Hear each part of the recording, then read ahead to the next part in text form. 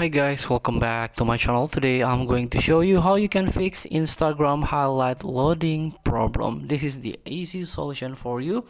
If you try to open your highlight or someone highlight but it doesn't work, it doesn't open, still in loading loop, you can try to fix it by hold the Instagram app, go to the application info.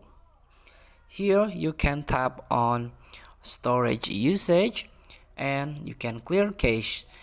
You can consider to clear data, but you have to relog in your Instagram. But this is the safe way to clear your data first.